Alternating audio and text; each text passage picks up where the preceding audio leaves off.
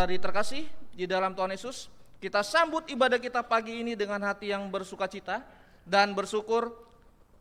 Saya undang kita untuk bangkit berdiri dan kita memuji Tuhan. Mari masuk gerbangnya dengan sukacita.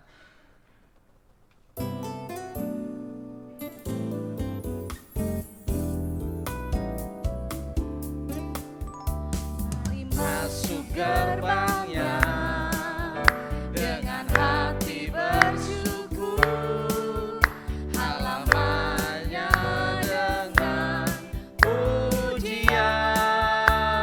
Penuhi baitnya, penuhi baitnya dengan nyanyian syukur, hadiratnya penuh sukacita. Katakan sebab Tuhan baik, sebab Tuhan Dia baik, dan anugerahnya kekal selama-lamanya.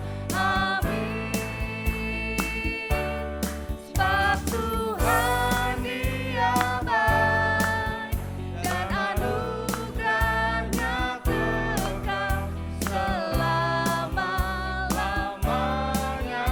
Amin. Mari masuk gerbangnya. Mari masuk gerbangnya dengan hati bersyukur, halamannya dengan pujian. Penuhi baitnya dengan nyanyian syukur, hadiratnya penuh sukacita. Sebab Tuhan Dia baik, dan anugerahnya kekal selama-lamanya. Amin. Sebab Tuhan Dia baik, dan anugerahnya kekal selama-lamanya.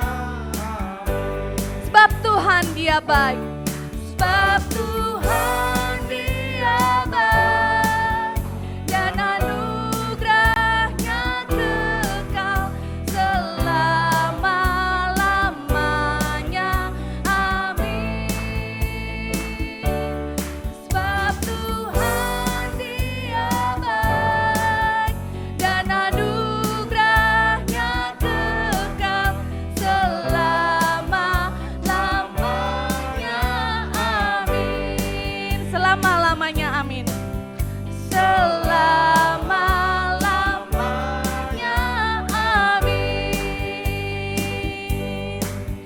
Selama-lamanya. Amin.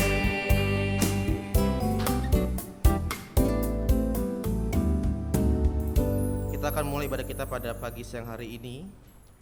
Pertolongan kita adalah dalam nama Tuhan yang menjadikan langit dan bumi, yang tetap setia untuk selama-lamanya dan tidak pernah meninggalkan perbuatannya yang ajaib.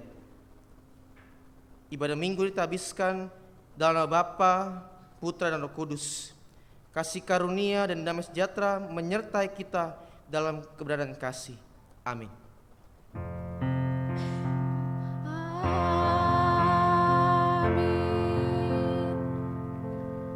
Introitus kita diambil dari Yohanes 3 ayat 30 dan Yesaya 60 ayat yang ke-22. Demikian, ia harus makin besar, tetapi aku harus makin kecil. Yang paling kecil akan menjadi kaum yang besar, dan yang paling lemah akan menjadi bangsa yang kuat. Aku Tuhan akan melaksanakannya dengan segera pada waktunya. Marilah kita memuji Tuhan, sebab Kau besar.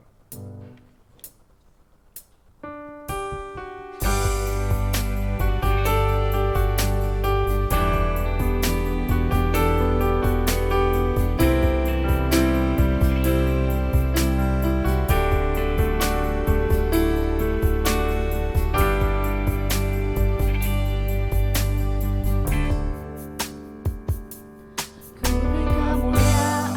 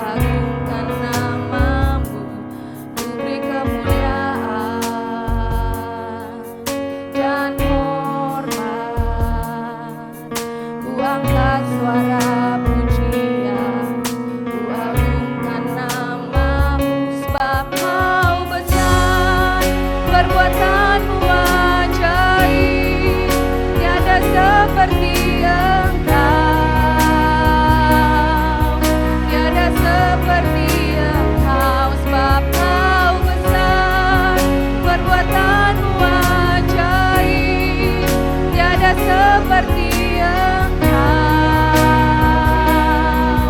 tiada seperti Engkau.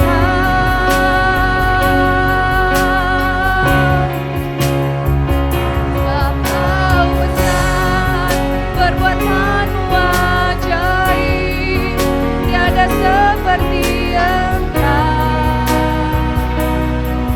tiada seperti Engkau. Sebab Kau besar, perbuatan-Mu ajaib, tiada seperti Engkau, tiada seperti Engkau, tiada seperti Engkau, tiada seperti Engkau. Jemaat, kami persilakan duduk. Pengakuan dan pengampunan dosa. Hukum kasih. Saudara-saudara, hidup kita dipelihara dan dilindungi dalam terang kasih Tuhan. Kasih itu dinyatakan dalam bentuk hukum sebagai dasar hidup orang beriman. Kasihilah Tuhan Allahmu dengan segenap hatimu dan dengan segenap jiwamu dan dengan segenap akal budimu. Itulah hukum yang terutama dan yang pertama. Dan hukum yang kedua yang sama dengan itu ialah kasihilah sesama manusia seperti dirimu sendiri. Pada kedua hukum inilah tergantung seluruh hukum Taurat dan kitab para nabi. Di dalam Matius 22 ayat 37 sampai dengan 39. Akan tetapi hukum kasih ini tidak dapat dilaksanakan dengan sempurna, sehingga mudah kita jatuh dan terjerumus ke dalam jurang dosa yang menyebabkan benci, dendam, iri hati, dan perpecahan. Pengakuan dosa. Jika kita berkata bahwa kita tidak berdosa, maka kita menipu diri kita sendiri dan kebenaran tidak ada di dalam kita. Jika kita mengaku dosa kita, maka Ia setia dan adil, sehingga Ia akan mengampuni segala dosa kita dan menyucikan kita dari segala kejahatan. 1 Yohanes 1 ayat yang ke-8 sampai dengan 9. Pengampunan dosa. Marilah kita memohon pengampunan dosa atas segala dosa dan salah kita. Marilah kita berdoa. Ya Tuhan, kami datang sujud menyembah di hadapan-Mu dan mengaku segala dosa dan salah kami, baik secara pikiran, perkataan maupun perbuatan. Kami sadar akan setiap kelalaian dan pelanggaran kami, kelemahan iman dan ketidaksetiaan, kesalahpahaman, pementingan diri dan perselisihan, ketertutupan dan ketidakjelasan dalam kesaksian kami. Ya Tuhan, kasihanilah kami, berilah pengampunan dan damai sejahtera, bebaskanlah kami dari dosa-dosa kami, dan baharuilah hidup kami di dalam Yesus Kristus, Tuhan dan Juru Selamat kami. Terima kasih Tuhan dan Juru Selamat kami. Amin. Berita anugerah dan petunjuk hidup baru. Berita anugerah Allah terdapat dalam 1 Petrus 5 ayat yang ke-6. Karena itu, rendahkanlah dirimu di bawah tangan Tuhan yang kuat, supaya kamu ditinggikannya pada waktunya. Segala kemuliaan bagi Allah Bapa di surga. Petunjuk hidup baru. Saudara-saudara, kita telah dibebaskan dari dosa kita oleh kasih karunia Tuhan. Maka kita tidak boleh lagi hidup dalam dosa, melainkan Kristus hidup di dalam kita. Surat Rasul Paulus kepada jemaat di Roma yang tertulis pada Roma 11 ayat yang ke-34 dan 36 berkata, sebab siapakah yang mengetahui pikiran Tuhan, atau siapakah yang pernah menjadi penasehatnya? Sebab segala sesuatu adalah dari Dia, dan oleh Dia, dan kepada Dia. Bagi Dialah kemuliaan sampai selama-lamanya. Kiranya Roh Kudus menolong kita untuk mewujudkan kemuliaan Allah dalam hidup kita dan seluruh dunia. Untuk itu marilah kita memuji Tuhan, bagi Dia segala pujian.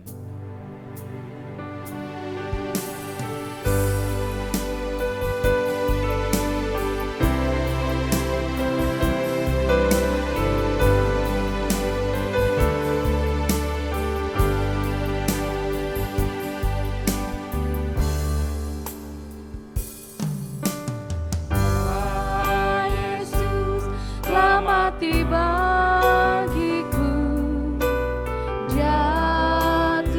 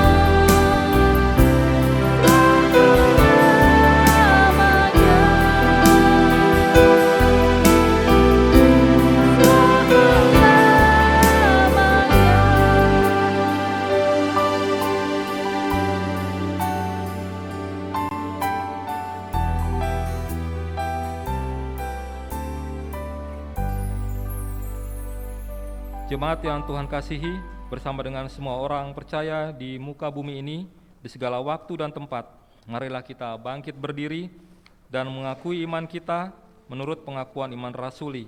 Dan masing-masing kita berkata, "Aku percaya kepada Allah, Bapa yang Maha Kuasa, Khalik langit dan bumi, dan kepada Yesus Kristus, anaknya yang tunggal Tuhan kita, yang dikandung daripada Roh Kudus, lahir dari anak darah Maria, yang menderita di bawah pemerintahan Pontius Pilatus, disalibkan, mati dan dikuburkan, turun ke dalam kerajaan maut, pada hari yang ketiga, bangkit pula dari antara orang mati, naik ke surga, duduk di sebelah kanan Allah, Bapa yang Maha Kuasa, dan akan datang dari sana untuk menghakimi orang yang hidup dan yang mati. Aku percaya kepada Roh Kudus, gereja yang kudus dan am, persekutuan orang kudus, pengampunan dosa, kebangkitan daging, dan hidup yang kekal. Amin." Jemaat dipersilakan duduk. Saatnya kita akan mengantarkan anak-anak sekolah minggu untuk beribadah secara khusus. Untuk itu kami mengundang anak sekolah minggu untuk maju ke depan untuk didoakan.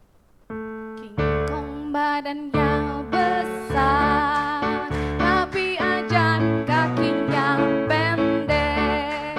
Lebih ajaib binatang bebek, lehernya panjang, kakinya pendek.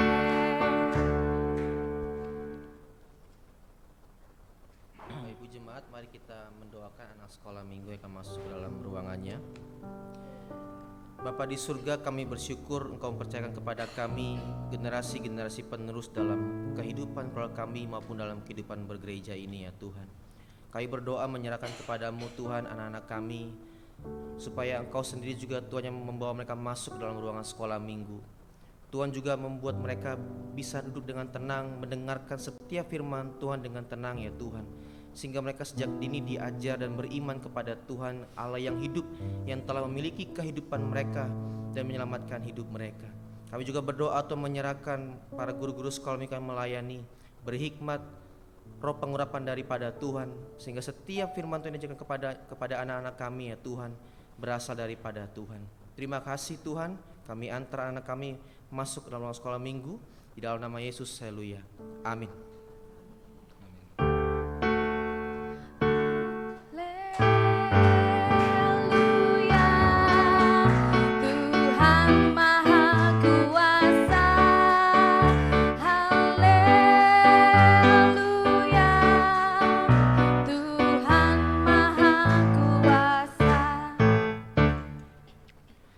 Pagi ini pelayan firman adalah Bapak Pendeta Alfian Cerawung. Untuk itu marilah kita mempersiapkan hati dan pikiran kita. Kita memuji Tuhan dari Kau Allah yang besar.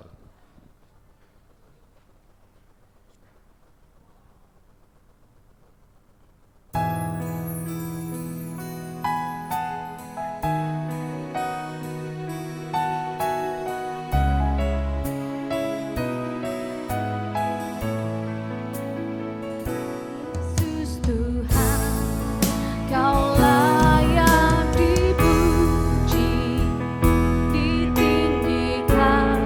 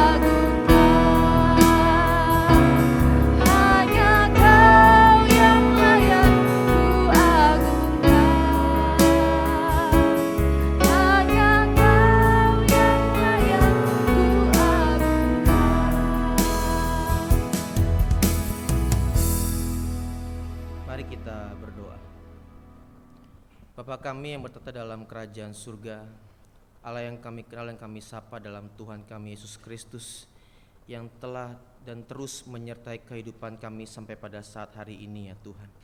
Kami bersyukur untuk segala pemeliharaan Tuhan yang ajaib dalam kehidupan kami, sehingga kami bisa melewati hari demi hari dalam penyertaan Tuhan yang ajaib. Terima kasih Tuhan, terima kasih. Dan sudah begitu banyak hal-hal yang kami dengar dari luar ya Tuhan. Dan saat ini Tuhan kami merendahkan diri kami di hadapan Tuhan untuk mendengar Tuhan berbicara kepada kami melalui firman-Mu dan Roh-Mu yang kudus ya Tuhan. Sebelum kami jauh merenungkan setiap perkataan firman-Mu, kami mohon ampun atas segala pelanggaran kami Tuhan. Kuduskan kami, layakkan kami supaya kami semakin hari hidup dalam kebenaran firman Tuhan, dan nama Tuhan dipermuliakan dalam kehidupan kami, dan orang lain boleh melihat Tuhan dalam kehidupan kami. Berbicaralah kepada kami Tuhan saat ini, karena kami sudah siap untuk mendengarnya. Di dalam nama Yesus, haleluya, amin. Amin. Bapak Ibu saudara dikasihi Tuhan, shalom. Puji nama Tuhan, kita bisa kembali berkumpul dalam rumah ibadah kita hari ini. Kita akan membuka Alkitab kita di dalam surat Yakobus pasal yang keempat.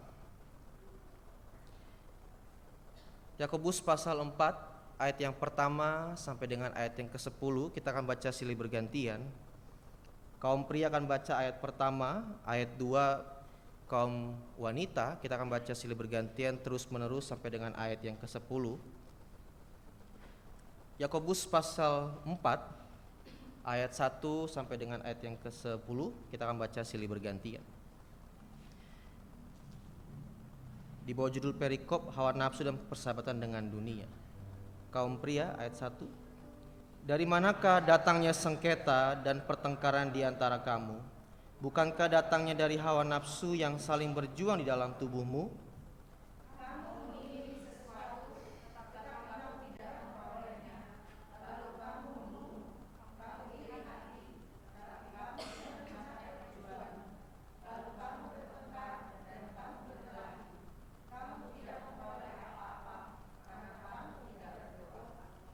Atau kamu berdoa juga, tetapi kamu tidak menerima apa-apa, karena kamu salah berdoa.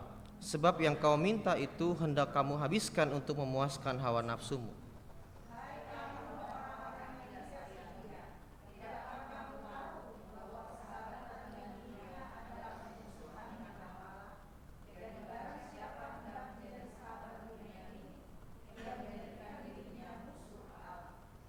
Janganlah kamu menyangka alasan berkata, roh yang ditempatkan Allah di dalam diri kita diingininya dengan cemburu.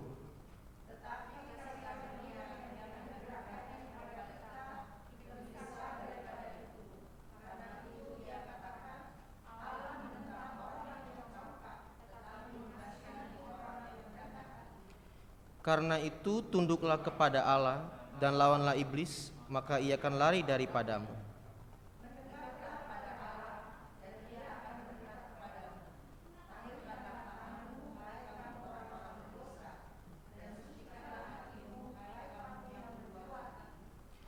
Sadarilah kemalanganmu, berduka cita dan merataplah.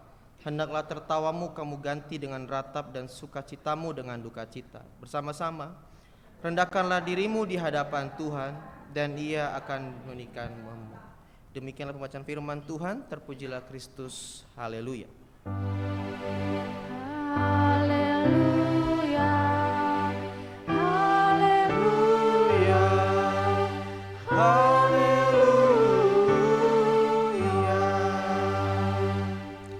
Sekali lagi shalom Bapak Ibu. Hari ini kita beruntung kita masih bisa merenungkan firman Tuhan, karena kita adalah orang-orang yang seharusnya semakin hari semakin mau belajar kebenaran firman Tuhan, mau merenungkan kebenaran firman Tuhan. Dan kalau kita mau melihat sejauh mana kehidupan kita, itu tidak pernah bisa lepas dari bagaimana kita bisa hidup di dalam Tuhan, dalam tuntunan kebenaran firman Tuhan. Maka sebenarnya orang percaya itu harus menjadi orang-orang yang semakin hari seperti kata firman Tuhan, haus akan aliran sungai, haus akan kebenaran firman Tuhan. Dan tema kita hari ini adalah rendahkanlah dirimu di hadapan Tuhan, maka Tuhan akan meninggikanmu. Bapak Ibu Saudara yang dikasihi Tuhan, kalau kita memperhatikan fenomena zaman hari ini, fenomena hari-hari ini khususnya gitu ya, hampir setiap hari kita bisa melihat bahwa dunia ini memperlihatkan kepada kita hal-hal yang tidak baik bagi kehidupan kerohanian kita ya. Hampir setiap hari, setiap waktu yang kita lihat melalui media digital televisi mungkin misalnya gitu ya, hampir setiap hari dunia memperlihatkan kepada kita hal-hal yang tidak baik untuk kerohanian kita di hadapan Tuhan. Contoh misalnya hari-hari ini kita bisa melihat belakangan ini adalah fenomena flexing ya. Bapak Ibu tahu ya fenomena flexing. Fenomena yang mempertontonkan kekayaan dalam rupa barang-barang branded yang dikenakan oleh seseorang. Dan ironisnya itu terjadi dalam kehidupan para pejabat negara. Tapi juga lebih ironis lagi bahwa tidak sedikit para hamba-hamba Tuhan juga yang terjebak dalam gaya hidup flexing. Meskipun kita tidak bisa langsung melihat bahwa mereka sedang menunjukkan kemewahan, tapi sebenarnya mereka hidup dalam fenomena flexing. Jadi Bapak Ibu yang dikasihi Tuhan, secara sederhana kita bisa melihat bahwa semakin hari dunia ini sesuai dengan perkataan firman Tuhan bahwa semakin hari dunia semakin jahat. Artinya setiap hari dunia ini semakin menggiring orang percaya dalam sikap-sikap hidup yang tidak benar di hadapan Tuhan. Sikap-sikap hidup yang khususnya kalau kita hari ini bicara mengenai kesombongan adalah sikap dunia semakin hari semakin membawa kita kepada sebuah sikap-sikap hidup kesombongan di hadapan Tuhan. Terlepas dari bagaimana cara dia menunjukkan kesombongannya, entah itu secara halus atau secara jelas ataupun dalam sebuah sikap hati di hadapan Tuhan. Tapi yang pasti bahwa hari-hari ini dunia semakin membawa kita kepada sebuah sikap kesombongan diri, arogansi di hadapan orang lain.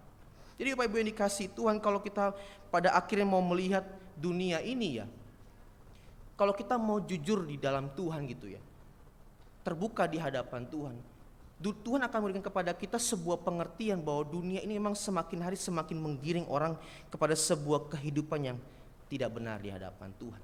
Semangat hari ini adalah semangat narsistik, semangat keakuan, semangat menonjolkan siapa diri saya dengan segala hal yang melekat kepada dirinya.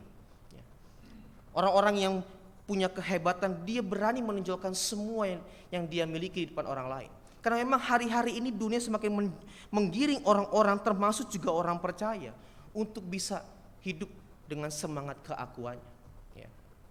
Dan tidak hanya orang-orang di luar gereja sebenarnya. Di dalam gereja pun juga masih ada orang-orang yang hidup dengan semangat keakuan. Ingin menonjolkan siapa saya. Ingin menunjukkan saya ini loh. Kau belum tahu siapa saya. Kalau kita mau jujur mungkin juga kita akan berkata, iya sedikit-sedikit saya juga begitu kadang-kadang. Jadi Bapak Ibu kita harus bisa melihat bahwa semakin hari dunia ini semakin jahat. Semakin menggiring orang percaya kepada sebuah sikap-sikap yang tidak benar di hadapan Tuhan. Dan kalau kita bicara mengenai kesombongan, itu sebenarnya hanya fenomena iceberg, fenomena gunung es yang hanya terlihat oleh mata jasmani. Tapi sebenarnya kalau kita mau jujur melihat definisi kesombongan itu sebenarnya kesombongan adalah sebuah hal-hal akumulasi dari semua sifat-sifat buruk yang masih melekat di dalam diri seseorang yang belum dibereskan di hadapan Tuhan. Fenomena orang-orang yang sombong itu hanyalah orang-orang yang tidak atau belum melihat dirinya benar di hadapan Tuhan atau belum selesai dengan dirinya. Mungkin dia masih punya hawa nafsu, cara pandang harga diri yang salah, ya, cara pandang melihat keberhasilan yang salah dan lain sebagainya. Pada akhirnya hal-hal buruk seperti itu muncul ke permukaan sehingga menjadi sebuah sikap arogansi atau kesombongan. Contoh misalnya kalau kita bicara orang-orang yang hidupnya digiring oleh hawa nafsu atau dengan cara pandang kesuksesan yang salah. Dia melihat bahwa kalau orang yang berhasil itu gelarnya panjang, maka dia akan berusaha segiat mungkin untuk bisa mempunyai gelar yang panjang. Karena dia merasa dengan gelar yang panjang pun dia akan terkenal, dia akan tersohor dan dihormati oleh banyak orang lain.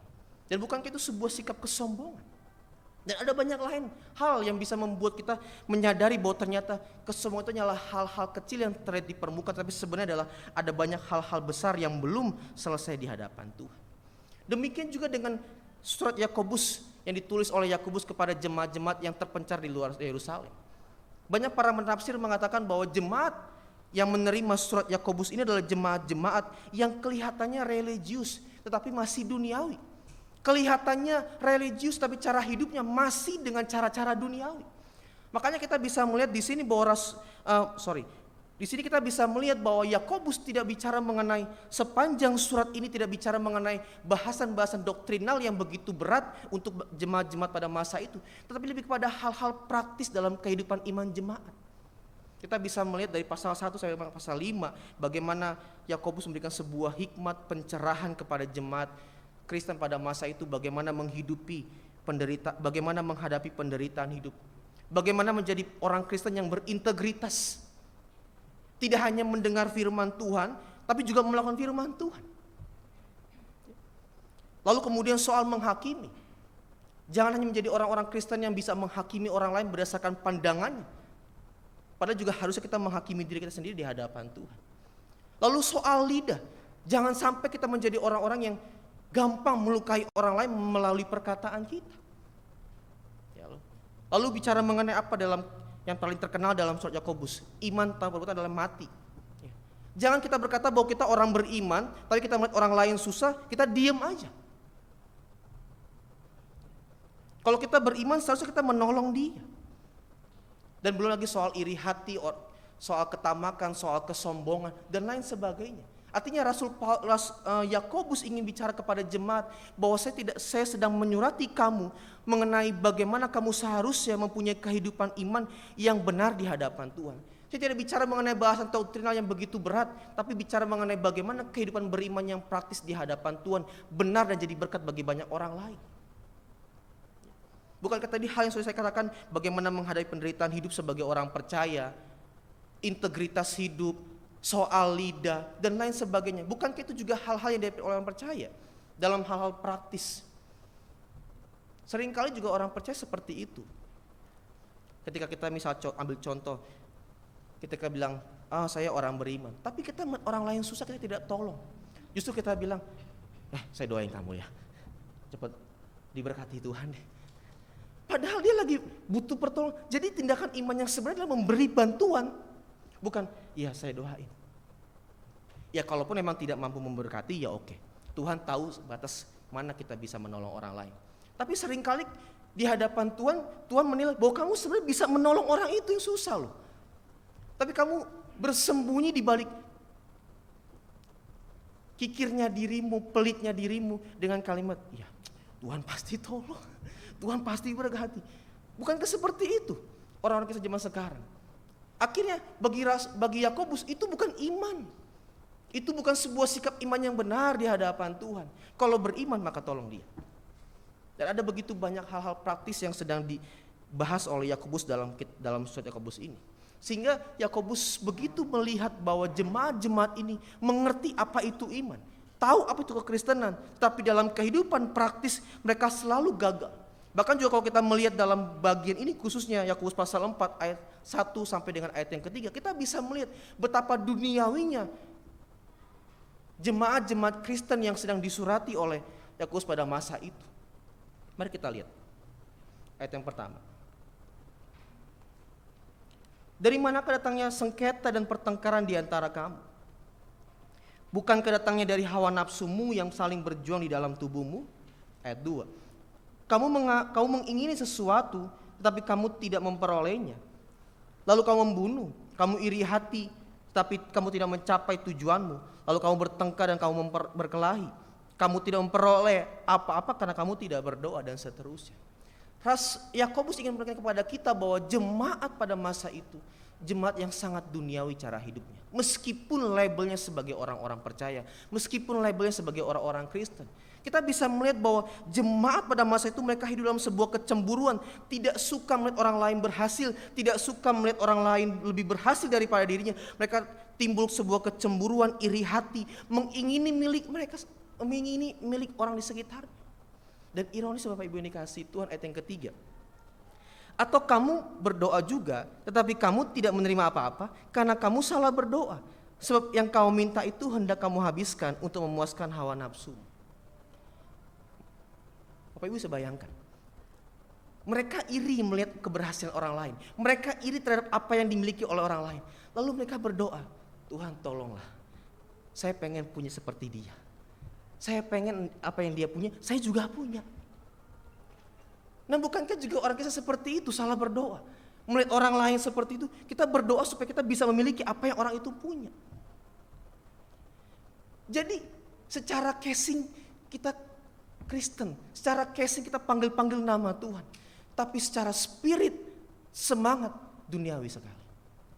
Sampai doanya minta Tuhan tolong kabulkan sesuatu yang hendak memuaskan dirinya sendiri. Makanya Yakobus tidak salah mengatakan bahwa kamu salah berdoa. Kenapa? Karena kamu spirit berdoanya adalah duniawi. Kau minta sesuatu untuk menyenangkan dirimu sendiri. Padahal orang percaya harusnya mengerti bahwa bagaimana doa Bapa kami. Datanglah kerajaanmu, jadilah kehendakmu di bumi seperti di surga. Maksudnya, jadilah kehendakmu di dalam diri saya. Jadi apa yang kita minta pun juga bukan berdasarkan untuk kesenangan diri kita, tapi seharusnya untuk kesenangan Tuhan. Amin. Jadi Bapak Ibu yang dikasihi Tuhan, kita bisa melihat bahwa ternyata dunia ini semakin hari tanpa disadari, orang percaya juga terjebak di dalamnya. Hidup dalam sebuah semangat duniawi tapi berlabel Kristen. Sampai-sampai akhirnya pun berdoa juga salah. Jadi orang-orang yang spiritnya duniawi termasuk juga orang Kristen, kita bisa katakan bahwa mereka tidak bisa berdoa di hadapan Tuhan. Kenapa? Karena orang yang spiritnya duniawi tidak tahu bagaimana doa benar di hadapan Tuhan. Mereka hanya minta diberkati, diberkati dan diberkati, tapi tidak menelisik sejauh mana kehidupan manusia batinianya di hadapan Tuhan. Seharusnya orang percaya Bapak Ibu ya, berjalan seiringnya usia bertambah, level dewasa rohaninya juga semakin bertambah. Ya. Kalau dia petobat baru, oke lah minta diberkati Tuhan, it's okay. Tapi seiring berjalannya waktu, bertambahnya usia, maka juga dia harus menggumuli bagaimana kehidupan atau kedewasaan rohaninya di hadapan Tuhan. Ya. Sama seperti anak ketika dia masih kecil diberkati oleh papa mamanya, dicukupkan semua kebutuhannya. Tapi ketika dia sudah semakin besar, harusnya dia mengerti apa yang orang tua saya perlu. Apa yang orang tua saya perlu saya lakukan bagi dia. Apa yang harus saya tolong bagi papa dan mama. Demikian juga hubungan kita dengan Tuhan. Seharusnya kita semakin mempertanyakan apa yang menjadi kehendak Tuhan dalam kehidupan kita yang harus kita lakukan dalam kehidupan sehari-hari. Bukan tidak boleh berdoa minta berkat di hadapan Tuhan. Itu menjadi hak kita di hadapan Tuhan. Selama kita mengerjakan apa yang menjadi seharusnya di hadapan Tuhan.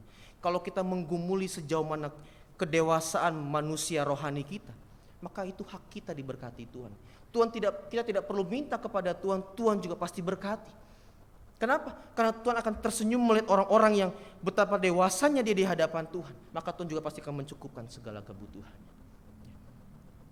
Jadi Bapak Ibu yang dikasihi Tuhan, kita bisa melihat bahwa ternyata kesombongan itu hanyalah hal-hal yang terlihat di permukaan.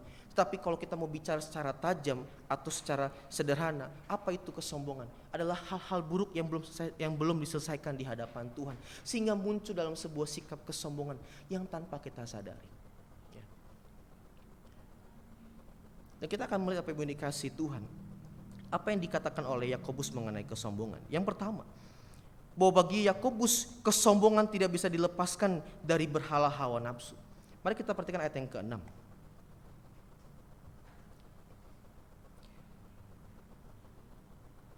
Bagian B-nya. Allah menentang orang yang congkak, tapi mengasihi orang yang rendah hati. Ayat ini dikutip dari Amsal pasal 3 ayat yang ke-34. Karena memang juga Yakobus pada masa itu sangat mengakar pada ajaran-ajaran Amsal dan juga termasuk ajaran-ajaran Tuhan Yesus, khususnya khotbah di bukit, ya Matius pasal 5 gitu ya. Jadi Bapak Ibu yang dikasihi Tuhan, kita bisa melihat bahwa Yakobus menekankan ayat yang ke-6 ini supaya bisa mempertajam kepada jemaat Kristen pada masa itu bahwa cara hidupmu masih duniawi meskipun engkau Kristen. Kalau kita mulai secara sistematika penulisan ayat demi ayat, ayat 6 ini berada di bawah ayat 1, 2, 3, 4, 5 dan 6. Ini berarti bahwa Yakobus ini mengatakan kepada jemaat Kristen pada masa itu, termasuk kepada kita, bahwa orang-orang yang congkak di hadapan Tuhan, orang-orang yang sombong di hadapan Tuhan, orang-orang yang senantiasa menyombongkan diri, senantiasa menunjukkan keakuannya di hadapan Tuhan di dalam sama, adalah orang-orang yang tidak pernah bisa lepas dari berhala-berhala hawa nafsu di dalam dirinya yang belum selesai di hadapan Tuhan. Oleh karena itu mari kita periksa diri kita di hadapan Tuhan. Adakah berhala-berhala hawa nafsu yang belum selesai di hadapan Tuhan atau tidak? Karena kalau itu belum selesai di hadapan Tuhan, maka justru itu akan membuat kepada kita menjadi orang-orang yang menyombongkan diri tanpa kita sadari. Bersyukur kalau kita bisa ditegur orang secara langsung bahwa kamu sudah sombong. Tapi seringkali ada orang-orang Kristen yang tidak sadar bahwa dia sedang sombong di hadapan Tuhan. Dan siapa yang menegur kita kalau kita sombong secara tidak langsung? Ya Tuhan. Kalau tidak terlihat, ya Tuhan. Tapi kalau terlihat, ya jelas Tuhan akan pakai orang-orang yang lebih dewasa rohani untuk menegur kita. Tapi kalau kita masih manipulatif di hadapan Tuhan, maka Tuhan sendiri akan menegur kita secara langsung untuk menghilangkan. Oleh karena itu kesombongan tidak pernah bisa dilepaskan dari yang namanya berhala-berhala hawa nafsu. Jadi kalau kita mau menuntaskan dosa kesombongan, maka tuntaskan akar-akar permasalahannya. Hawa nafsu, ya, keinginan sesaat, itu harus dituntaskan di hadapan Tuhan. Kalau tidak, itu akan menggunung dan kelama-kelama menjadi sebuah kesombongan. Saya ingin menunjukkan kepada kita Bapak Ibu dikasih Tuhan, ada sebuah riset penelitian yang bisa dipakai sebagai perbandingan untuk menunjukkan bahwa masih banyak orang-orang Kristen yang hidup dalam hawa nafsu dan cara-cara duniawi. Ada sebuah penelitian yang mengajukan sebuah pertanyaan kepada jemaat awam. Pertanyaannya begini, apa indikator pendeta yang berhasil? Apa indikator pendeta yang sukses? Tapi pertanyaan itu juga dilemparkan kepada orang-orang di luar gereja, hanya saja subjeknya diubah. Apa indikator pemimpin yang berhasil? Dan lucunya Bapak Ibu dikasih Tuhan, jemaat-jemaat yang menjawab pertanyaan apa indikator pendeta yang berhasil, sudah pasti kaya, sudah pasti banyak followersnya atau banyak pengikut, sudah pasti banyak pengalaman, sudah pasti mempunyai penampilan yang menarik. Dan ketika jawaban itu diangkat dan disamakan dengan jawaban orang di luar sana, ternyata sama. Pemimpin yang berhasil dalam kacamata dunia kaya, penampilannya menarik, banyak followers, banyak pengalaman. Dan ini menunjukkan kepada kita bahwa ternyata masih ada orang-orang Kristen sampai hari ini yang menggunakan kacamata dunia dalam melihat sesuatu.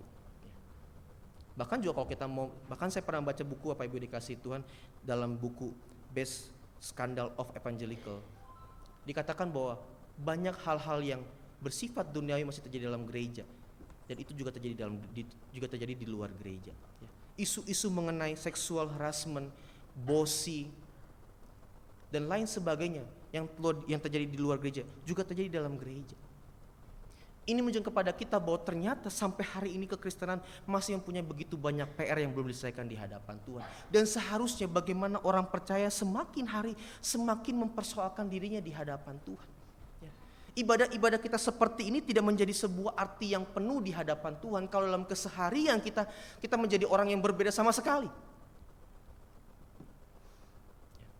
Saya pernah mendengar perkataan pendeta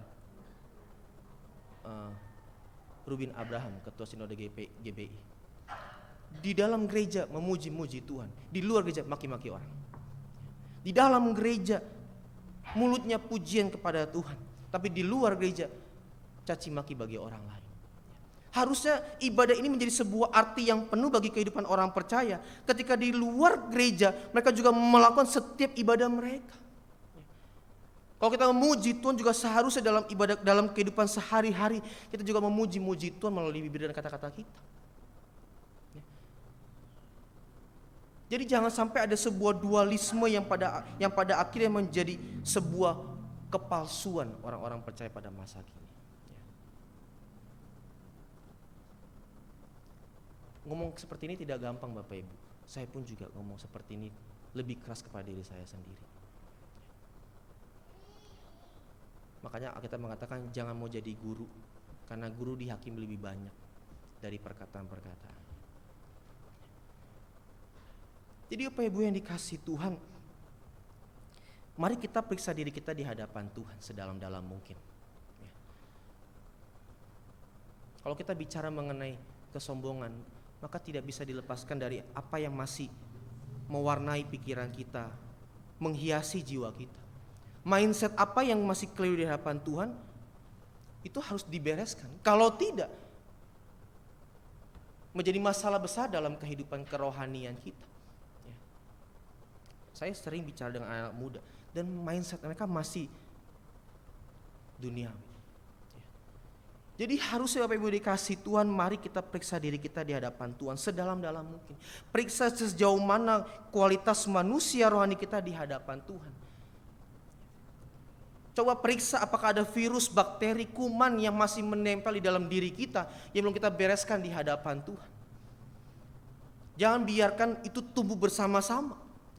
Makanya kalau kita melihat perumpamaan elang dan gandum, itu tumbuhnya sama-sama dan daya tahannya juga sama. Begitu juga dengan orang Kristen yang Kristen sejati dengan Kristen duniawi. Sama-sama bertahan lama. Tapi pada akhirnya akan lihat siapa yang mempunyai kualitas manusia batinianya benar di hadapan Tuhan. Adalah mereka yang semakin hari semakin mempersoalkan dirinya di hadapan Tuhan. Bagaimana saya hidup. Makanya mau tidak mau kebenaran firman Tuhan ini harus melekat dalam kehidupan kita. Petrus mengatakan, kamu telah mati oleh dosa dan kamu hidup oleh kebenaran. Jadi kalau kita sudah putus hubungan dengan dosa, harusnya kita menjalin hubungan yang erat dengan kebenaran firman Tuhan. Bagaimana setiap hari hidup kita menjadi orang-orang yang digerakkan oleh semangat kebenaran firman Tuhan. Sebelum bertindak, bertanya dulu kepada Tuhan bagaimana seharusnya memutuskan perkara ini. Melihat situasi yang menjengkelkan, bagaimana bertindak di hadapan Tuhan dengan benar. Jangan sembarangan. Apalagi kalau kita seorang pemimpin perusahaan merasa bahwa ini punya saya, bebas mengekspresikan segala sikap saya. Ada amin Bapak Ibu?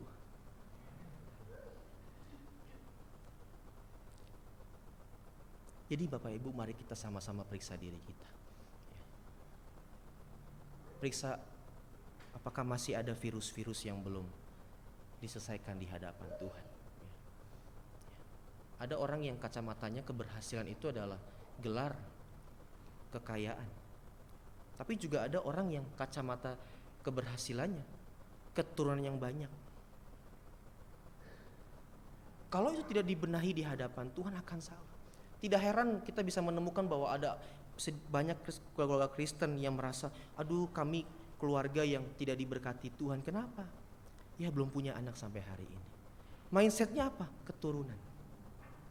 Padahal kalau kita kembali kepada kebenaran firman Tuhan, anak cucu itu kepercayaan Tuhan kepada kita. Kalaupun Tuhan tidak percayakan anak kepada kita, supaya kita bisa lebih maksimal dalam melayani pekerjaan Tuhan. Ya kalau kita punya anak, bersyukur.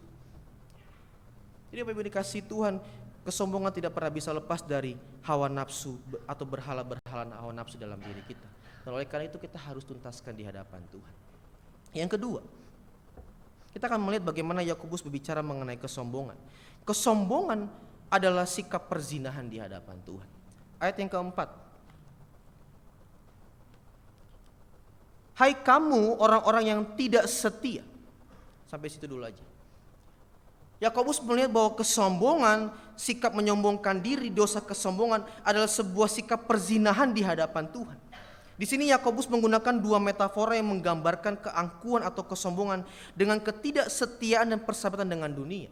Dan dalam bagian yang pertama ini saya mengatakan bahwa kesombongan adalah sebuah sikap perzinahan di hadapan Tuhan. Dalam teks aslinya kata setia sebenarnya tidak ada. Kalau kita melihat dalam bahasa Yunani bahkan juga dalam bahasa Inggris tidak ada kata tidak setia di situ. Justru yang dipakai adalah kata moikalides, dalam bahasa Yunaninya perzinahan. Dalam bahasa Inggrisnya adulteries. Jadi Yakobus ingin mengatakan bahwa hai kamu orang-orang yang berzina di hadapan Tuhan. Jadi orang-orang yang sombong di hadapan Tuhan adalah orang-orang yang tidak setia secara seksual pernikahan. Orang-orang yang berzina di hadapan Tuhan. Kita bisa melihat dikasih Tuhan bahwa di dalam Alkitab firman Tuhan menceritakan kepada kita bahwa hubungan manusia dengan Allah itu sangat erat, sangat intim. Allah menggunakan metafora bahwa Kristus sebagai mempelai pria dan jemaatnya sebagai mempelai wanita. Dipersatukan dalam pengorbanan darah Kristus di kayu salib. Dan oleh karena pengorbanan itu Allah memiliki umatnya kembali. Dan umatnya memiliki dalam kehidupannya. Namun seringkali orang percaya, orang-orang Kristen yang telah menerima anugerah Allah, meng-create something untuk dimilikinya, untuk diidolakannya. Tapi juga seringkali bahwa orang percaya memiliki the other one special, di hidupnya. Memiliki orang lain yang spesial. Bukan Tuhan tapi orang lain, sosok lain yang diciptakan dalam dirinya spesial, diidolakan. Dan bukankah itu sebuah perzinahan di hadapan Tuhan? Kalau kita bicara mengenai kesombongan, seringkali keakuan kita menjadi tuan atas diri kita sendiri. Kalau kita bicara mengenai arogansi, seringkali keakuan diri ini sendiri menjadi hal yang lebih dicintai dibanding Tuhan. Dan bukankah itu sebuah perzinahan di hadapan Tuhan? Kalau Allah telah memiliki kehidupan kita, seharusnya kita mengasihi Dia lebih dari apapun, termasuk diri kita ini sendiri. Amin. Maka itu mengatakan bahwa setiap orang yang mau mengikut aku harus pikul salib, sangkal dirinya. Artinya tidak mengasihi dirinya lebih dari apapun selain mengasihi Tuhan. Dan orang percaya memiliki sesuatu untuk disembah, menciptakan sesuatu untuk disembah, yaitu dirinya sendiri. Menganggap dirinya lebih spesial dibanding Tuhan. Dan itu adalah sebuah bentuk-bentuk perzinahan. Jadi kita bisa melihat bahwa kesombongan ini sebuah dosa yang sangat serius bagi Yakobus, bahkan juga bagi orang-orang percaya. Karena orang-orang yang sombong adalah orang-orang yang berzina di hadapan Tuhan, mencintai dirinya sendiri lebih dari mencintai Tuhan di hidupnya. Orang-orang yang sombong adalah orang-orang yang mereka lebih sering mengikuti segala kehendak dirinya sendiri, mengikuti hawa nafsunya sendiri ketimbang mengikuti kehendak Tuhan di hidupnya. Dan saya mau katakan kepada kita masing-masing, Bapak Ibu dikasihi Tuhan, bahwa orang-orang yang sombong adalah orang-orang yang amnesia di hadapan Tuhan. Orang-orang yang lupa bahwa hidupnya sejauh ini dalam pemeliharaan Tuhan. Orang-orang yang sombong adalah orang-orang yang seakan-akan ingin mengatakan bahwa aku ada secara sendirinya, bukan karena ciptaan. Dan ini adalah sebuah sikap yang tidak sepele di hadapan Tuhan. Ini sikap yang sangat serius yang harus dibereskan di hadapan Tuhan.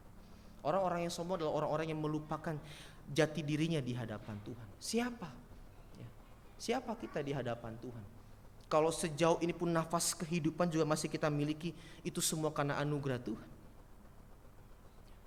Kalau sejauh ini kita bisa menikmati segala hal yang baik, itu semua karena perkenanan Tuhan. Lalu kita merasa bahwa ini semua adalah hasil jeripaya sendiri. Itu adalah orang-orang yang melupakan Tuhan. Orang-orang yang mengesampingkan Tuhan. Orang-orang yang menganggap secara tidak langsung Tuhan tidak diperlukan dalam hidupnya. Jadi jangan kita mempunyai sikap arogan di hadapan Tuhan. Jangan kita punya sikap sombong di hadapan Tuhan. Siapa sih kita di hadapan Tuhan, Bapak Ibu? Tidak perlu Tuhan pukul kita. Tuhan bersin doang kadang-kadang juga langsung sakit kok. Ya kan? Tidak perlu tunggu Tuhan pukul baru masuk UGD. Ibarat kata Tuhan bersin aja, langsung masuk UGD kita. Jadi kita harus menghormati Tuhan, Bapak Ibu. Ya. Kita telah menjadi milik Tuhan yang dipersatukan dengan Dia. Dan harusnya kita mencintai Dia lebih dari mencintai diri sendiri.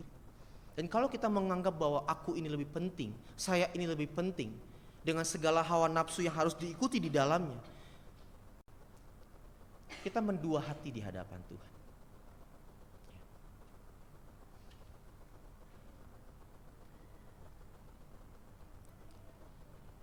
Jadi yang kedua, Bapak Ibu yang dikasihi Tuhan, kesombongan adalah perzinahan, melupakan Tuhan di dalam hidupnya, menganggap Tuhan tidak ada, menganggap dirinya lebih perlu dikasih dibanding mengasihi Tuhan. Dan yang ketiga, Bapak Ibu yang dikasihi Tuhan, ini bagian-bagian terakhir. Kesombongan adalah wujud persahabatan dengan dunia yang melawan Allah. Masih di dalam ayat yang keempat. Tidak tahukah kamu bahwa persahabatan dengan dunia adalah permusuhan dengan Allah? Jadi barang siapa hendak menjadi sahabat dunia ini, ia menjadikan dirinya musuh Allah. Saya ingin mengajak kita untuk bisa melihat konteks kuno mengenai persahabatan. Pada zaman dulu orang-orang yang mempunyai persahabatan dengan orang di sekitarnya, itu adalah orang-orang yang mencari jati diri, orang-orang yang mencari perlindungan. Makanya orang-orang zaman dulu sangat senang hidup ngumpul-ngumpul. Ya. Makanya ada lagu kan, makan gak makan yang penting kumpul gitu ya. Artinya kumpulan nggak makan, cari kumpulnya makan biar makan, gitu kan? Akhirnya makan sama-sama gitu kan? Ya. Jadi konteks persahabatan zaman kuno itu adalah mencari identitas diri, mencari perlindungan. Dan orang-orang zaman dulu memang sangat suka berkumpul. Beda dengan orang zaman sekarang yang ya bodoh amat gitulah, ya kan? Makanya tidak heran kalau saya melihat gitu ya, kalau main ke rumah saudara gitu, datang saudaranya, anaknya masih di atas saja. Dipanggil dulu, turun, ini ada orang datang, ini ada saudara datang. Ya kan? Tapi kalau dulu kan enggak, zaman dulu datang dikasih kabar, nanti datang saudara kita ya. Kok udah siap-siap udah mandi. Saya dulu begitu, kalau dikasih tahu datang saudara tante gitu ya, udah siap-siap mandi. Nanti nyambut mereka datang ke rumah, salaman, cipika-cipiki. Zaman sekarang enggak kan, beda. Ya. Yang nyambut orang tuanya, anaknya masih di atas lagi main game. Beda konteksnya. Jadi Bapak Ibu dikasih itu saya ingin mengatakan begini, bahwa kesombongan adalah wujud persahabatan dengan dunia yang melawan Allah. Artinya orang-orang yang sombong di hadapan Tuhan, orang-orang yang menyombongkan diri di hadapan Tuhan adalah orang-orang yang menjadikan dirinya sendiri dengan segala hal-hal buruk di dalamnya, hawa nafsu, keinginan dunia, sebagai tempat perlindungannya, sebagai identitas dirinya. Dan ini sebuah sikap yang melawan Allah, Bapak Ibu. Jadi kesombongan atau keakuan hidup dengan menyombongkan diri adalah sebuah sikap yang menunjukkan bahwa aku tidak membutuhkan Tuhan. Aku lebih butuh diriku sendiri. Aku bisa hidup dengan diriku sendiri. Dan orang-orang yang seperti ini cilakanya kalau dia orang percaya, melupakan siapa dirinya di hadapan Tuhan yang telah menerima anugerah. Dan kita bisa melihat Bapak Ibu yang dikasih Tuhan, pada akhirnya dosa kesombongan ini adalah dosa yang sangat serius. Adam dan Hawa harus terbuang dari hadirat Allah karena mereka mengingini sebuah kedudukan yang setara dengan Allah. Dosa pada akhirnya membuat kita harus melihat bahwa dosa itu, bahwa kesombongan itu memisahkan kita daripada Tuhan. Dikatakan bahwa Allah menentang orang yang congkak hatinya. Artinya apa? Allah menjadikan diri orang yang sombong sebagai lawannya, yang melawan otoritas Allah, yang melawan pribadi keadilan Allah dalam hidupnya. Dan kalau kita bertanya bagaimana kita bisa menuntaskan hal-hal kesombongan dalam diri kita. Tadi saya mengatakan bahwa kesombongan adalah hal yang serius di hadapan Tuhan. Maka solusinya pun juga harus yang sangat serius di hadapan Tuhan. Mau tidak mau untuk bisa menentaskan kesombongan diri di hadapan Tuhan adalah kembali kepada kasih karunia Allah. Kita harus kembali kepada kasih karunia Allah. Di dalam kasih karunia Allah kita bisa melihat siapa diri kita di hadapan Tuhan. Di dalam kasih karunia Allah kita bisa melihat bahwa saya adalah orang-orang yang seharusnya setiap hari membutuhkan Tuhan. Di dalam kasih karunia Allah kita bisa melihat bahwa tanpa Tuhan saya bukan siapa-siapa. Ayat yang kelima. Janganlah kau menyangka bahwa kitab suci tanpa alasan berkata, roh yang ditempatkan Allah di dalam diri kita diingininya dengan cemburu.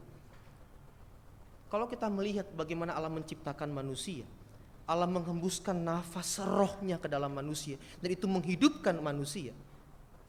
Dan celakanya kalau orang-orang yang sombong di hadapan Tuhan, tanpa nafas itu dia lari dari Tuhan, maka dia akan lari dengan segala kekosongannya. Orang-orang yang sombong di hadapan Tuhan adalah orang-orang yang lari dari hadapan Tuhan dengan segala kekosongan dirinya.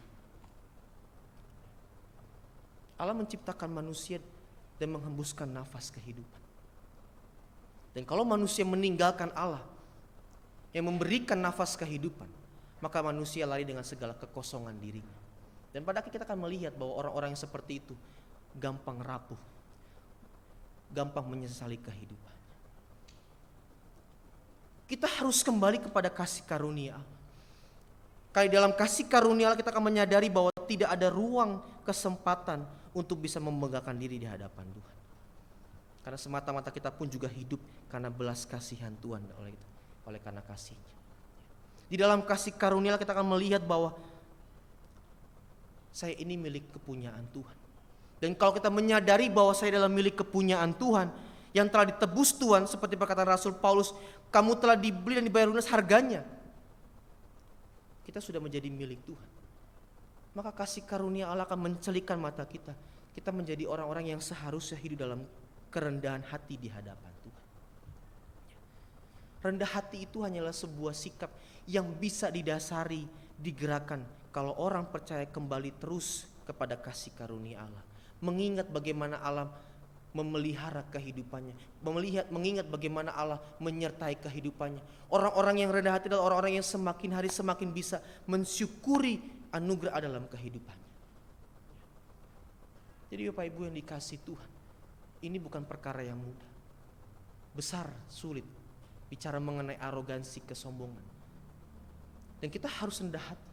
Dan kerendahan hati itu hanya bisa kita lakukan kalau setiap hari kita semakin hari kembali kepada kasih karunia Allah. Mengingat bagaimana Allah yang telah mengasihi kita.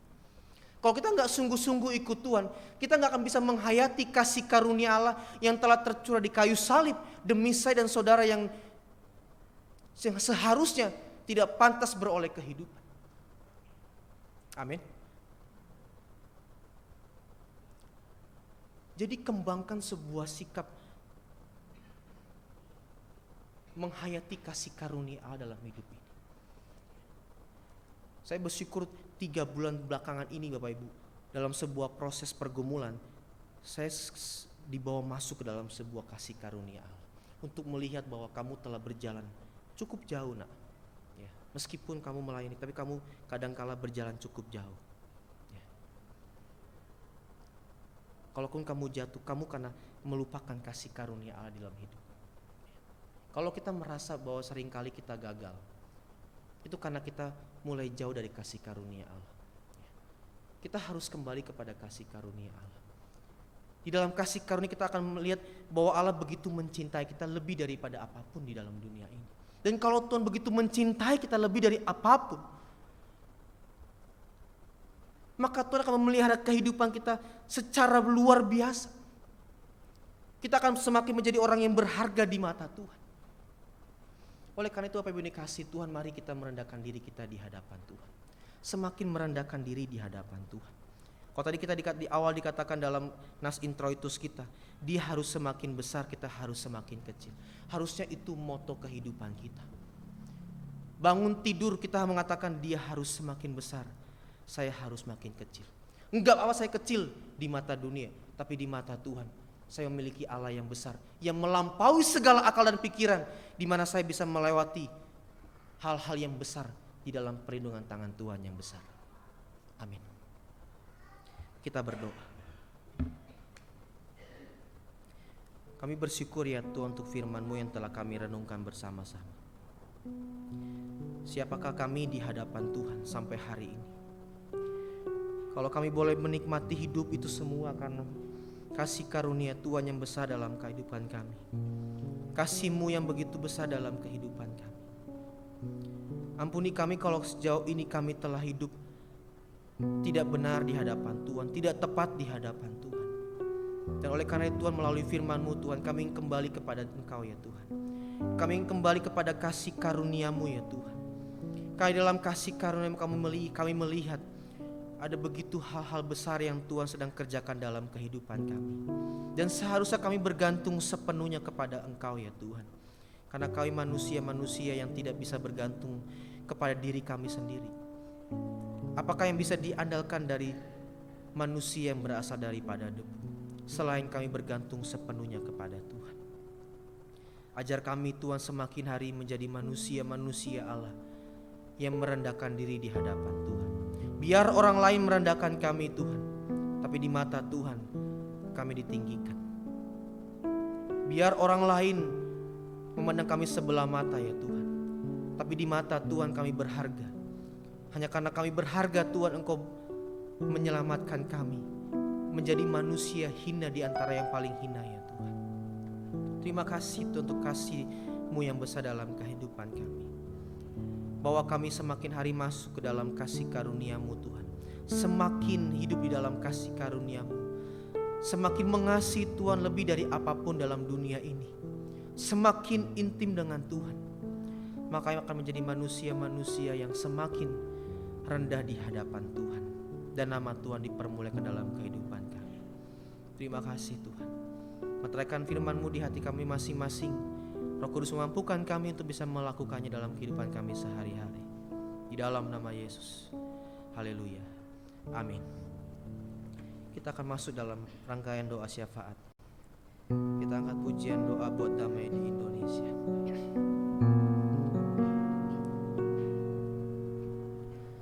Doa buat damai di Indonesia.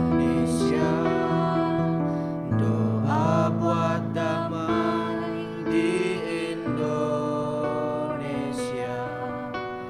Doa buat damai di Indonesia, Indonesia penuh damai. Damai, damai, damai, damai,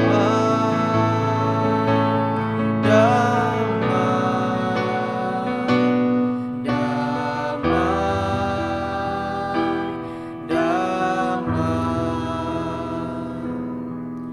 Indonesia penuh damai. Doa buat shalom di Indonesia. Doa buat shalom Di Indonesia, doa buat shalom di Indonesia, doa buat shalom di Indonesia. Indonesia penuh shalom.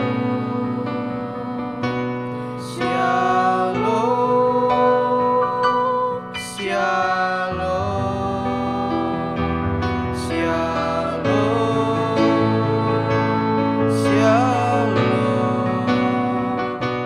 shalom, shalom, shalom, shalom. Indonesia penuh shalom. Indonesia penuh shalom. Indonesia penuh damai. Indonesia penuh damai.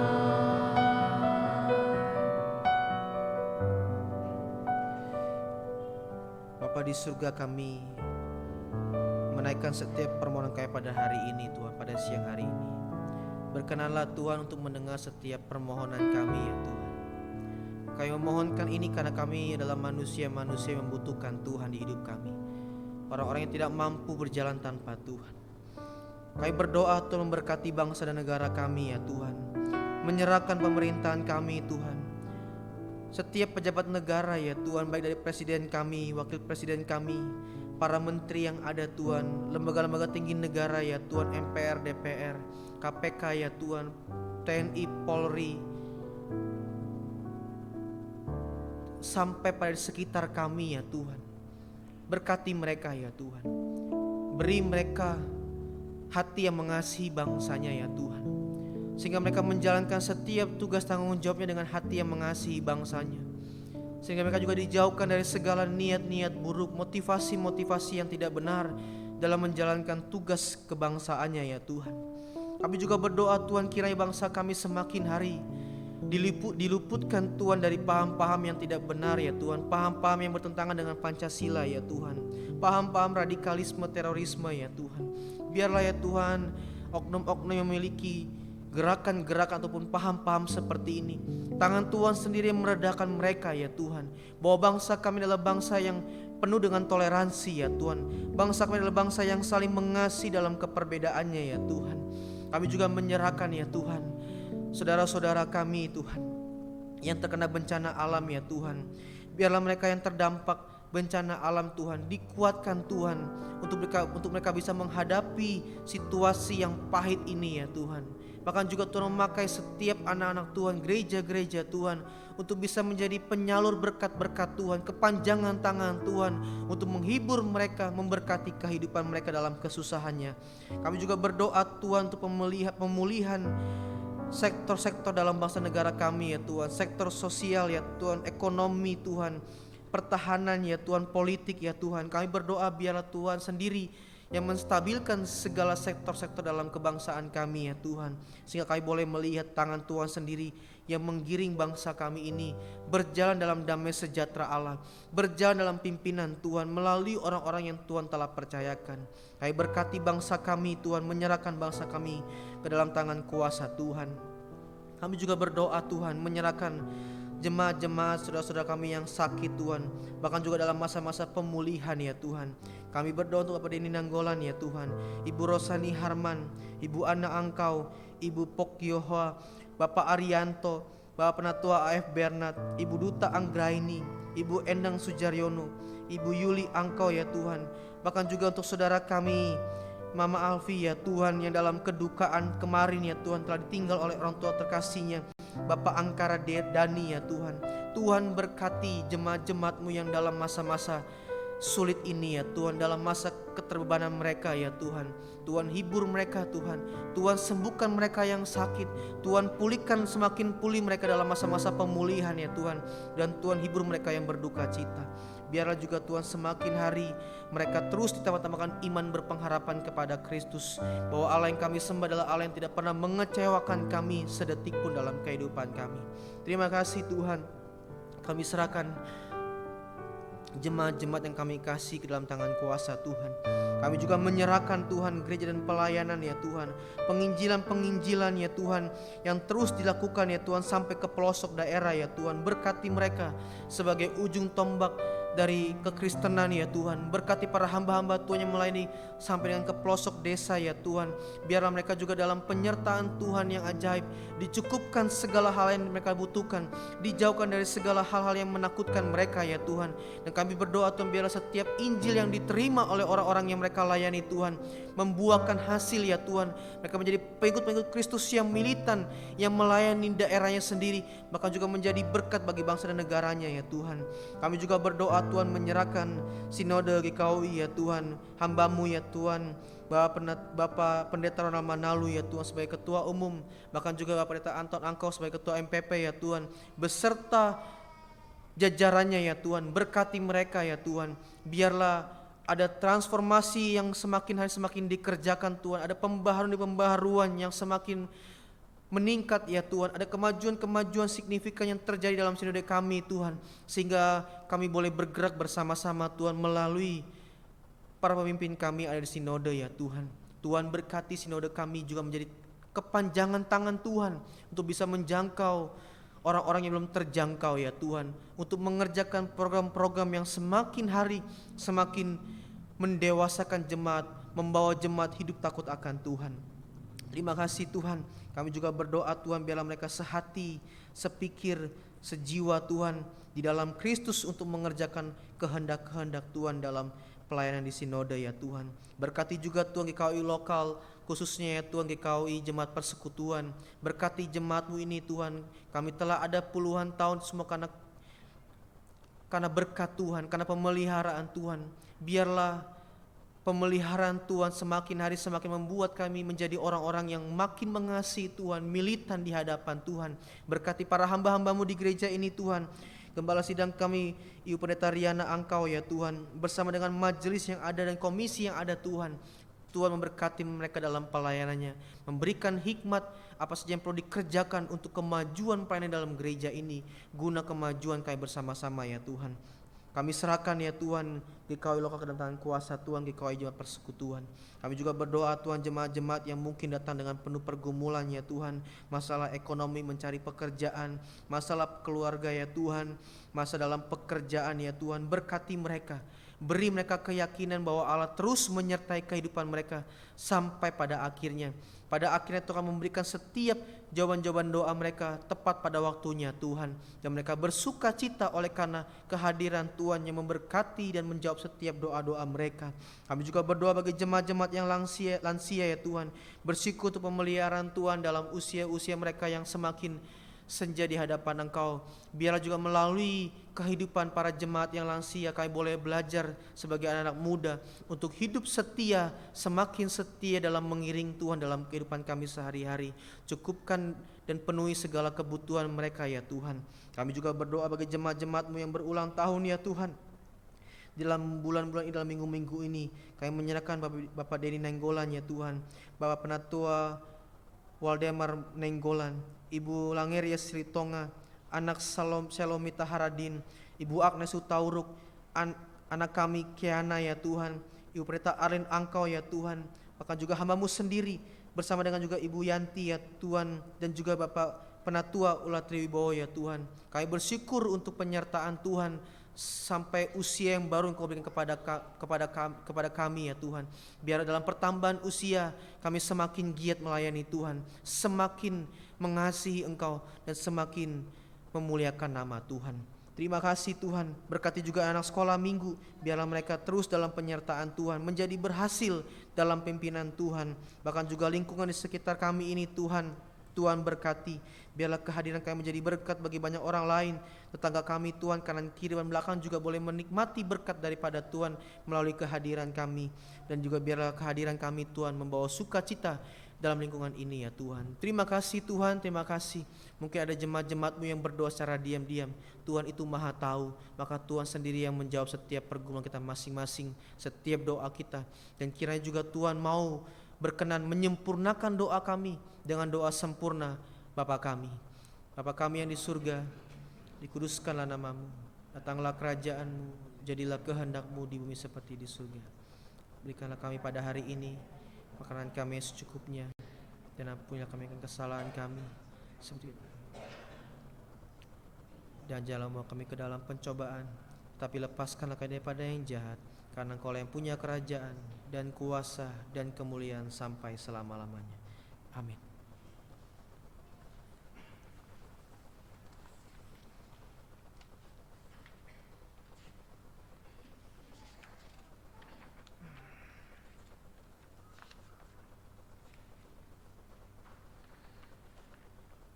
Baik, Ibu Bapak yang dikasih Tuhan Yesus, tibalah saatnya kita untuk memberikan persembahan syukur. Di dalam Amsal 3 ayat 9 tertulis, muliakanlah Tuhan dengan hartamu dan dengan hasil pertama dari penghasilanmu. Sementara Bapak Ibu maju untuk membawa persembahan dimulai dari sisi kiri saya. Kita akan memuji Tuhan dari lagu Terima Kasih 1000.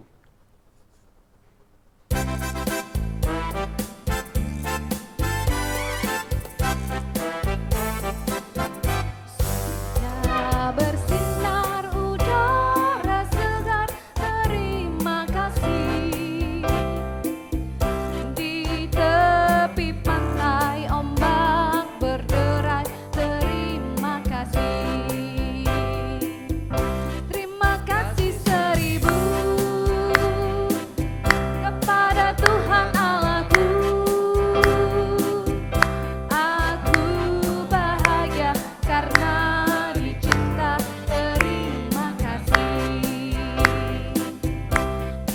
Melati wangiku tilang nyanyi, terima kasih.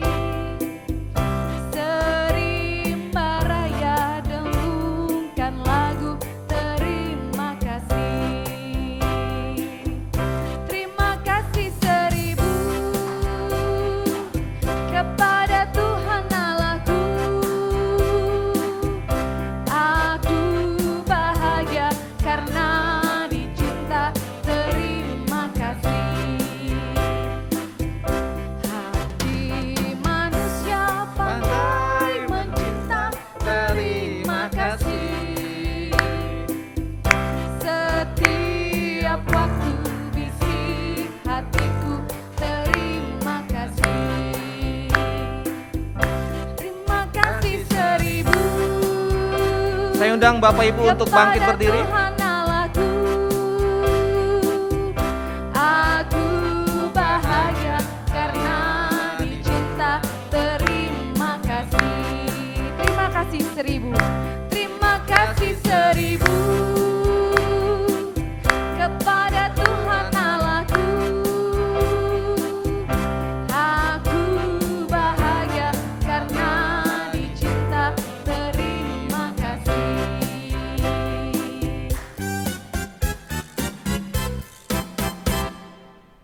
Baik Bapak Ibu yang dikasihi Tuhan Yesus, mari kita bersatu di dalam doa.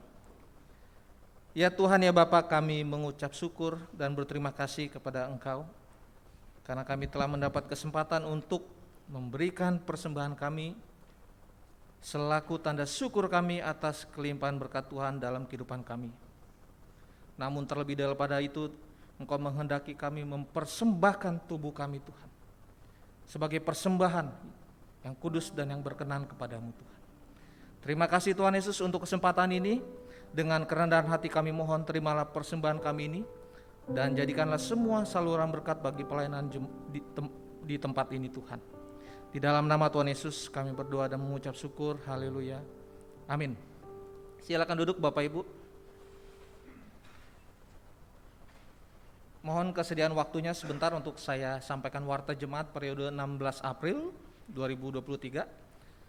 Yang pertama, kami sampaikan terima kasih kepada Bapak Pendeta Alfian Ceraung atas pelayanannya pada hari ini.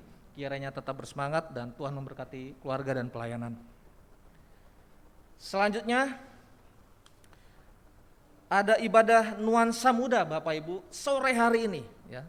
Ada ibadah nuansa muda di Minggu sore yang akan dilaksanakan pada Minggu 23 April jam 5 sore dengan tema Perfect Gift. Dengan tema Perfect Gift dan akan dilayani oleh Bapak Pendeta Ade Surya Tarigan. Saya percaya Bapak Ibu masih punya jiwa muda kan? Ya, tidak usia itu umur ya, tapi jiwa itu muda ya. Amin ya. Dan berikutnya kami sampaikan juga bahwa gereja telah membuka rekening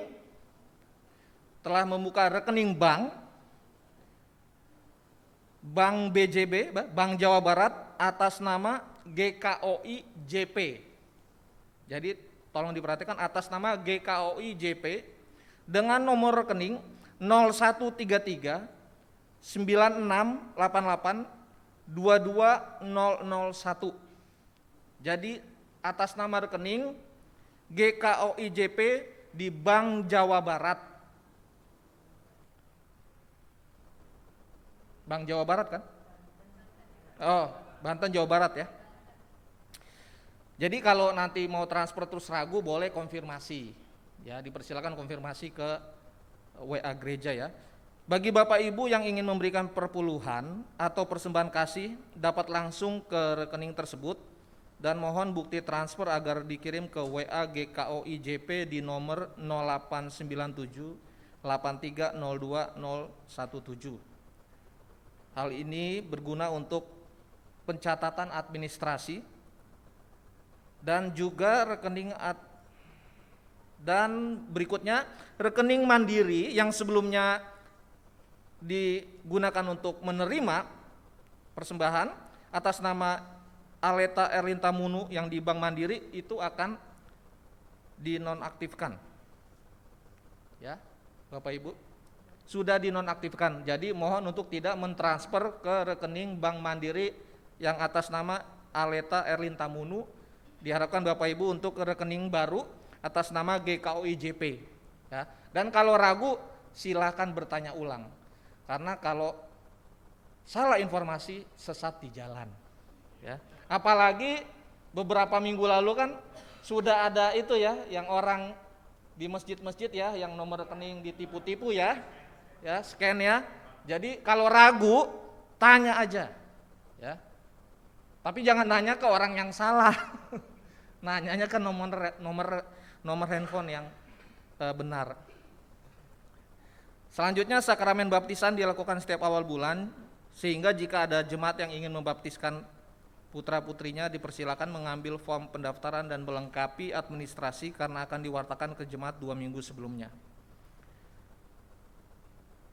Selanjutnya Bapak Ibu kami informasikan bahwa Ibu Pendeta Riana selaku Gembala Sidang mengambil cuti tahunan terhitung mulai dari tanggal 18 sampai 28 April 2023. Jadi Gembala Sidang kita cuti terhitung mulai tanggal 18 sampai 28 April 2023. Ya, sebagai informasi. Dan berikutnya ada berita duka, telah meninggal dunia dengan tenang Bapak Angkaradani, yaitu ayah dari Ibu Alfi ya, jemaat kita, pada hari Sabtu 22 April 2023 dan telah dimakamkan di pemakaman GKP Kampung Sawah. Gembala sidang dan majelis gereja jemaat GKW Jemaat Persekutuan turut berbelasungkawa kepada keluarga besar Ibu Alfi, dan Tuhan Yesus memberkati dan memberi penghiburan. Demikian kami sampaikan warta jemaat untuk tanggal 16 April. Kita akan masuk ke dalam lagu pengutusan. Ibu Bapak yang dikasihi Tuhan Yesus, mari kita tutup ibadah ini dengan kita memiliki kesungguhan hati untuk hidup terus di dalam iman dan secara bersama-sama, dan terus kita hendaknya memelihara kesehatian. Oleh sebab itu kami undang Bapak Ibu untuk bangkit berdiri dan kita angkat satu pujian, Jangan Lupa Nama Tuhan.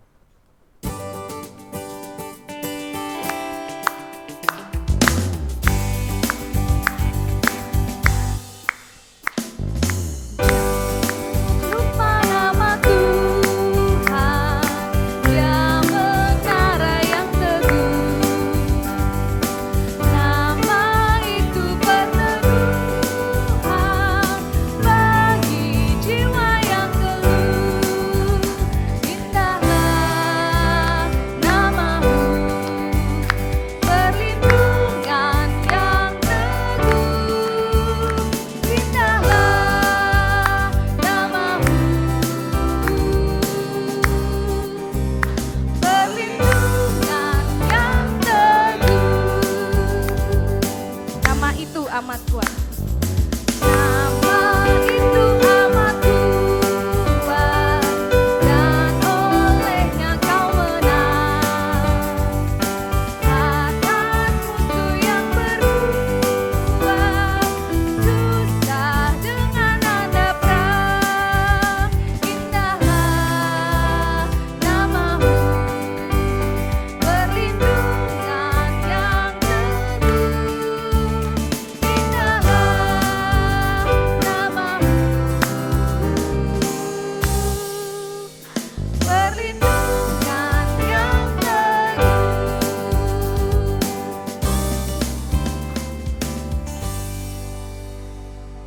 Selesai sudah ibadah kita, tapi belum selesai kehidupan kita di hadapan Tuhan. Pulanglah ke rumah, jadilah manusia-manusia yang rendah hati di hadapan Tuhan. Maka Tuhan pasti senantiasa memberkati dan memelihara kehidupan kita. Arahkanlah hatimu di hadapan Tuhan dan terimalah berkat daripada Tuhan.